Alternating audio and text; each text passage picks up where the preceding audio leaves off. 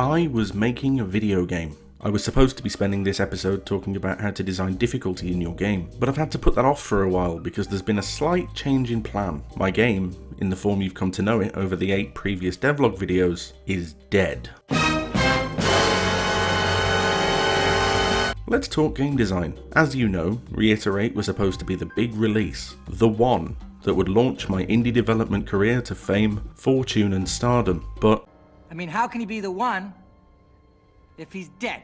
Now, far be it from me to clickbait my audience, but the game as you know it really is dead. It's been deleted, it's passed on, it is no more, it has ceased to be. It is bereft of life and pushing up the daisies. It is an X-game. Well, alright, it's been archived to an external hard drive, but that's basically the same thing. The reason for this, which I think some of you have most likely seen coming, is that I've completely remade everything we've done so far in Construct 3, leaving behind ClickTeam Fusion 2.5, possibly forever. A couple of my non-devlog videos have featured my journey with Construct 3, from buying it on a whim to entering a game jam with it, and then being able to create an entire game from scratch in just under an hour. The final straw though came when I decided, again, on a whim, to try and replicate Reiterate's physics and wall jumping, just to see if I could. Turns out, I could.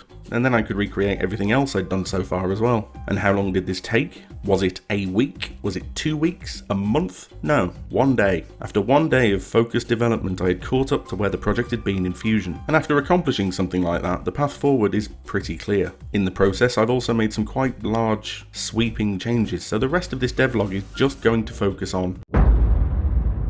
You guys really don't like the Crayola spikes, do you? I mean, you really don't like them. They never really bothered me, but when 1,000 people tell you that you're dead, you lie down. So I changed them. I made them sleeker, narrower, more aesthetically pleasing. I made them stationary so they weren't distracting, and I tweaked and shifted and played with them until I was happy. And then I deleted them. They're dead now. Becoming a bit of a recurring theme, that, isn't it? If you remember way back when we started, I had a rudimentary lava system going that had pooling and dripping and, being lava, that I said I was going to use as a kind of death pit because I couldn't reliably make bottomless pits work. That, I realised, was in Fusion. In Construct 3, I can have a bottomless pit across the entire level. In Construct 3, I don't need massive spikes. I can just plunge the player into oblivion. So that's what we're doing now. The days of the death pit spike are behind us and we're just plummeting people into the endless abyss beneath them, which, I'm sure you'll agree, is much better.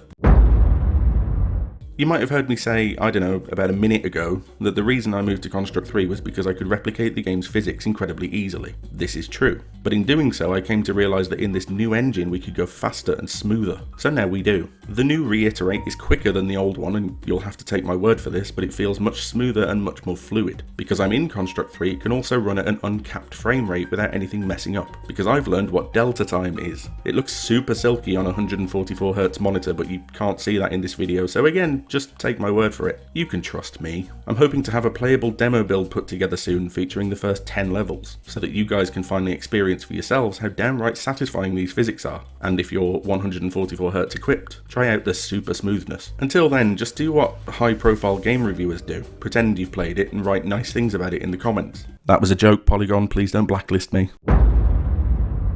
In addition to porting over the squares and triangles that we had before, which still look amazing and oh my gosh how brilliant at art am I, that question is rhetorical, please don't comment your responses. I have now created 2 brand new background types. Introducing circles. You probably saw where this was going thanks to my penchant for basic geometric shapes, but I think they look lovely, almost cloud-like sometimes. I've got these big moving spotlights which in a stroke of brilliance actually make the background darker rather than lighting them up.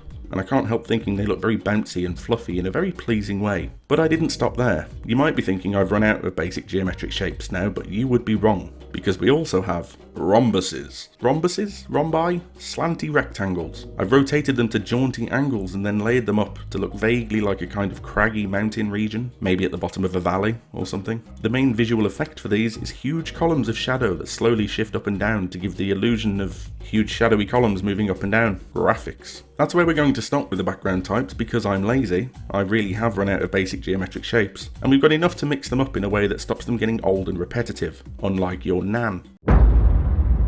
Because I was effectively starting from scratch, I decided to completely redo the title screen, since the last one had a dated joke about Cyberpunk 2077 on it. The new one has a joke about Cyberpunk 2077 being playable on the PlayStation 4 instead. No, it doesn't. If you watch the video where I first started playing with Construct 3, and you should because it's good, You'll know that for my Game Jam entry I leaned pretty heavily on this CRT monitor aesthetic. I liked it so much that I decided to lift a slightly toned down version for Reiterate's various menu and UI elements, for plot relevant reasons that you'll find out one day, if you're well behaved. I like to keep things simple and clean, so we've got a basic PC-like setup with a blinking cursor used for menu selections. I've also made all the title screen options start with an S, because it's a pattern I noticed while I was writing it up, and it pleased me. I kept up the PC UI thing in the game's context menu, so the pause, win and fail screens all have this cheeky little Windows bar at the top because it looks neat, and they zoom in like you're switching tabs on a desktop. This aesthetic carries on to the level select screen, which now displays all of the game's 50 levels at once, waiting to be unlocked. But Zane, I hear you cry.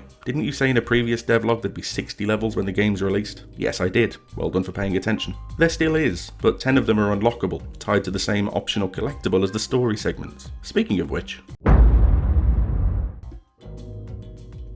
Okay, I lied slightly, a bit. I know I said I'd recreated everything in Construct already, but I haven't yet bothered to make the story screen. The reason for this is that I haven't yet written the story, and I'm feeling so confident with Construct 3 that I'm comfortable leaving that until the plot is actually finished. What I have done, however, is create and implement the decryption keys, the optional collectibles that will unlock both segments of the plot and some super hard levels for people with the skills to complete them. The way these work is that on every 5th level, for a total of 10, there will be a junction in the level's path. One path will be easier to traverse and will head onwards to the exit, while the other will take the player through a slightly tougher challenge, featuring a spinning, swelling, bouncing, key-shaped object which, when collected, explodes into pleasant white particles like a firework made of sugar. This is a completely original and unique system that's definitely not just copying how Super Meat Boy included its bandages for you to collect. Absolutely nothing like that whatsoever. I think the first time that this item comes up is worth talking about. You'll notice that given the position of the player, there's an indication that there are springs underneath, suggesting that there's possibly another path below you. Now, many players might ignore this. They are, after all, very high up on the screen, and Sonic the Hedgehog has taught us all that taking the high road in a level is often optimal. So just to drive home the point that something is worth investigating, if the player then moves towards the goal, the decryption key they've ignored is clearly visible on the screen. That'll pique their interest, and if they want, they can go back to the level select menu and retry the stage. Because I'm nice, lovely, fair, and all around just an amazing guy, I haven't entirely ripped off the Meat Boy implementation. In Super Meat Boy, to collect the bandage, you have to pick it up and then still finish the stage you're on. In Reiterate, it's enough to just reach the decryption key. That will then be saved separately. Oh, I've implemented saving and loading, by the way. And on subsequent visits to the level, the decryption key will no longer be present. There will also, once I get around to it, be an indicator on the level select screen as to whether that level's key has been collected or not. There are probably more tweaks, changes and features that I've implemented over the course of remaking the entire game, including things like controller support, which I managed to implement in about 2 minutes. But these are the major ones, and the rest most likely don't really affect the design of the game. In fact, on that topic, there is a question I think I need to address.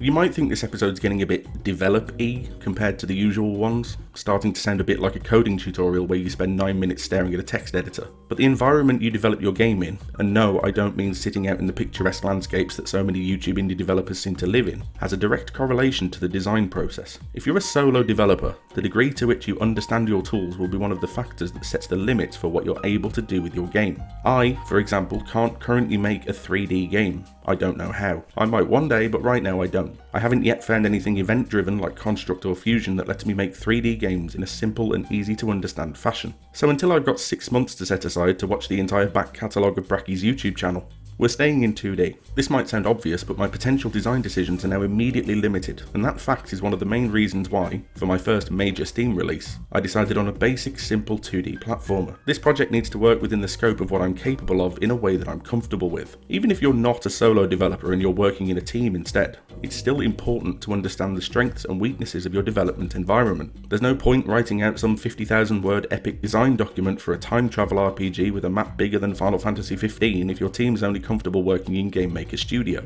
This is why the decision to move to Construct 3 was such an easy one. Usually, when a game in development shifts engine completely, that will cause massive delays, internal confusion, and open the door to the all too familiar realm of development hell. With Reiterate, it's the exact opposite scenario. I can work faster, more comfortably, and to a higher standard in Construct 3 than I could ever hope to achieve in Fusion. And the fact that I've managed to not just catch up to where I was before, but leap so far ahead in terms of progress in such a short space of time is tangible proof of that. The reason I'm devoting time to talking about this is that I know exactly how it sounds when someone says, "Hey, I've scrapped my entire game and I'm starting over." It's worrying, depressingly common, and is usually a good indicator that that developer is in trouble. So now that I'm saying and doing the same thing, I just want to reiterate, haha, and really drive home the point that this is a positive change for the game, that not only hasn't delayed development but has in fact sped it up. This particular episode of the Devlog hasn't really been about anything, and I apologise if you were looking forward to learning about difficulty. Unless I wake up one morning next week with an encyclopedic knowledge of how Unity works, like those people who randomly wake up to find themselves speaking fluent French, we will absolutely talk about designing difficulty in the next video. But because this video isn't really about anything, it gives me the opportunity to clean up some of what I suppose you'd call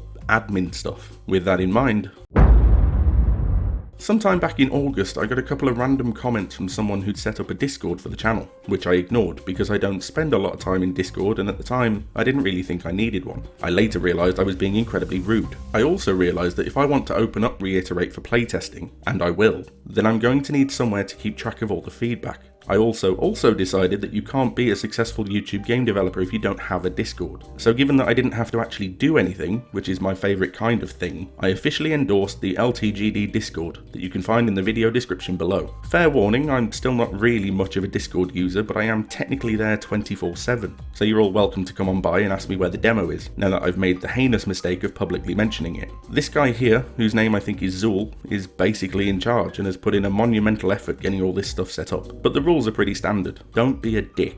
Also, just to let you know that as of this week, I have officially started the Steam submission process. Don't get too excited, because all that basically means is Valve are currently processing all my super interesting tax code information. But I thought if I was going to put a game on Steam, I should probably start looking into how that happens. From what I can tell, it's a lot of reading license agreements and ticking boxes. Thrilling. Hopefully we'll have a page up soon so you can start wishlisting and Reiterate can catch up to Carlson. And, deep breath, that's it. There's a lot to take in, but your main takeaways should be this. The game is better now, and join our Discord. If you liked this video, then you should like this video and probably subscribe so you don't miss other videos that you might like in the same way as you liked this video. That's it for now. Honestly, I think that's enough drama for one video. Thank you for watching, and I'll see you next time.